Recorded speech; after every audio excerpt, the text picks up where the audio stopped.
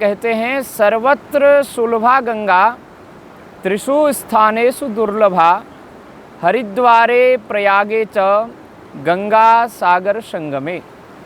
वास्तव में तो गंगा जी सर्वत्र हैं, सुलभ हैं। गोमुख से बहती हुई गंगा संपूर्ण भारतवर्ष को आप्लावित करती है। तो गंगा जी भारत के अनेक क्षेत्रों में गुजरती है, तो किसी के घर के बगल से भी निकलती है। बड़े आनंद की बात है, सर्वत्र गंगा जी सुलभ हैं।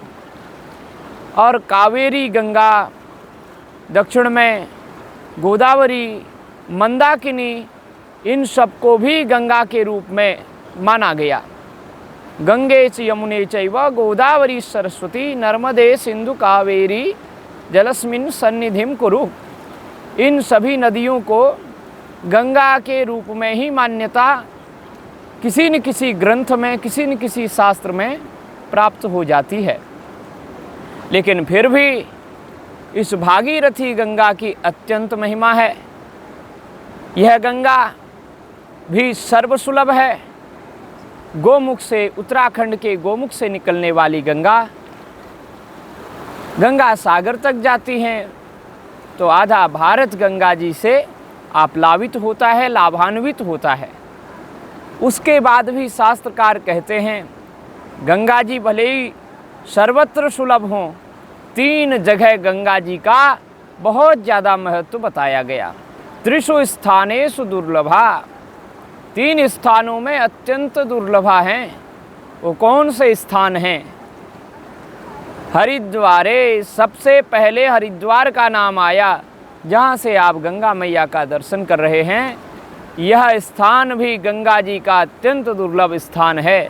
हरिद्वार में सबसे ज़्यादा गंगा जी की महिमा हो जाती है। और उसके बाद प्रयाग में, हरिद्वारे प्रयागे च, प्रयाग में भी गंगा मैया की बहुत महिमा है। तीसरी महिमा है गंगा सागर संगमे। गंगा सागर में जहाँ गंगा जी सागर से मिलती हैं, वह स्थान भी अत्यंत पवित्र है। वह स्थान में भी गंगा जी अत्यंत सुदुर्लभ हैं। तो मेरा कहने का मतलब इतना ही है कि यदि आप सभी तीर्थों में नहीं जा सके, गंगा जी के पास चले गए, गंगा तीर्थ हो गए, तो सारे तीर्थों में और सारे तीर्थों का फल आपको प्राप्त हो जाएगा। सर्व तीर्थमयी गंगा, इस शास्त्र वाक्य के अनुसार। और दूसरी बात, गंगा जी का ही दर्शन करना हो तो हरिद्वार, प्रयाग या फिर गंगा सागर में जाएं, तो यह सर्वोत्तम माना गया।